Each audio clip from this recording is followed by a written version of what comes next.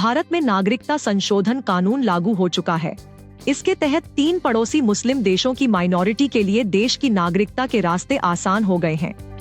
इस पहल के बीच जानिए दुनिया के सबसे अमीर देशों में शुमार मुस्लिम बहुल देश नागरिकता कैसे देते हैं।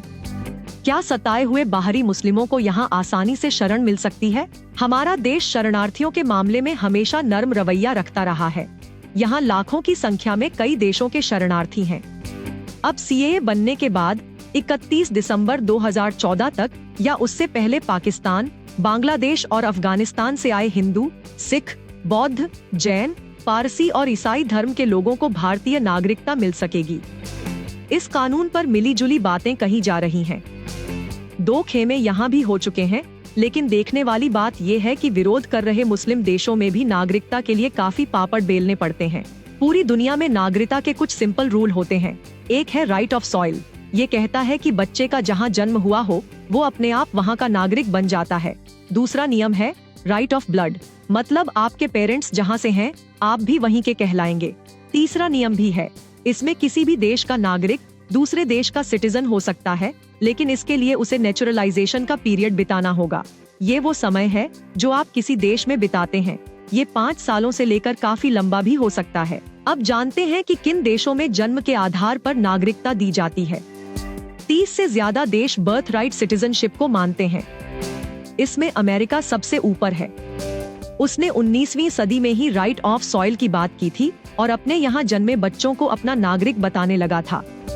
इसके अलावा Canada, Argentina, Bolivia, Ecuador, Fiji, Guatemala, Cuba और वेनेजुएला जैसे कई मुल्क ये अधिकार देते रहे। हालांकि कई जगहें ज्यादा सख्त हैं, जैसे कई देशों में नागरिकता के लिए बच्चे के माता पिता दोनों को वहाँ का होना चाहिए। अब समझिए कि मुस्लिम देशों में नागरिकता कैसे मिलती है। इसमें सबसे पहले पड़ोसी देशों को देखते हैं। पाकिस्तान में माइनॉरिटी लगातार कम हो रही है। यहाँ से जबरन धर्म परिवर्तन की भी खबरें आती रही हैं। भारत के हर नियम कानून पर परेशान होने वाले पाकिस्तान में सिर्फ मुस्लिम धर्म का होने से ही नागरिकता नहीं मिल जाती। विदेशी वहाँ कम से कम 4 साल बिताने के बाद ही सिटीजनशिप के लिए आवेदन कर सकते हैं। इसमें भी कई नियम हैं।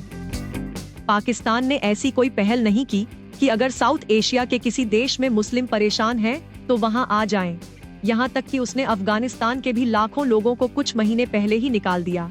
लेकिन बांग्लादेश में ब्लड राइट चलता है। अगर किसी के पेरेंट्स का जन्म वहाँ हुआ हो तो नागरिकता मिल जाएगी। हालांकि सीरियाई कैंप में रह रही शमीमा बेगम को बांग्लादेश ने अपनाने से मना कर दिया था, क्योंकि उसके लिंक इस्लामिक स्टेट से पाए गए। बांग्लादेश भी मुस्लिम मेजॉरिटी है, लेकिन यहाँ भी मुसलमान होने के चलते किसी को सिटीजनशिप नहीं मिलती। अब बात करते हैं अमीर मुस्लिम देशों की। इसमें कतर की नागरिकता पाना बहुत मुश्किल है। कतर की नागरिकता के लिए वो अप्लाई कर सकता है जिसके पेरेंट्स में से कोई एक कतर में जन्मा हो। इसके अलावा अगर आप विदेशी हो तो कतरी सिटीजन कहलाने के लिए 25 साल का इंतजार करना पड़ सकता है। यहाँ नेचुरलाइजेशन की प्रक्रिया बहुत लंबी है। अब जानते हैं कि इराक और ईरान में क्या नियम है। ईरान में जन्म के आधार पर सिटीजन कहलाते हैं। इसके अलावा अगर फॉरेन नेशनल वहाँ बसना चाहें तो उन्हें कम से कम 4 सालों तक देश में रहना होगा। इराक में भी यही नियम लागू है। यहाँ भी ऐसा नहीं है कि सताए हुए मुस्लिमों को शरण मिल जाए। जैसे गाजा का ही मामला लें तो लगभग सारे मुस्लिम देशों ने उसके लिए आवाज तो उठाई, लेकिन शरण नहीं दी। सऊदी अरब की बात करें तो यहाँ नॉन सऊदी पिता और सऊदी माँ से जन्मी संतान को वहाँ की नागरिकता मिल सकती है, लेकिन इसके लिए कई शर्तें हैं। जैसे उसके पास परमानेंट रेजिडेंसी हो, वो फर्राटे से अरबी बोलता समझता हो और उसकी माँ के माता पिता सऊदी से ही हों। यहाँ पर सऊदी राष्ट्रीयता कानून है। इसमें कई नियम हैं जिन्हें पूरा करने वाला ही वहाँ का नागरिक कहलाएगा। आपको ये स्टोरी कैसी लगी हमें कमेंट सेक्शन में जरूर बताएं। ऐसी ही स्टोरीज और अपडेट्स पाने के लिए सब्सक्राइब करें आज तक AI।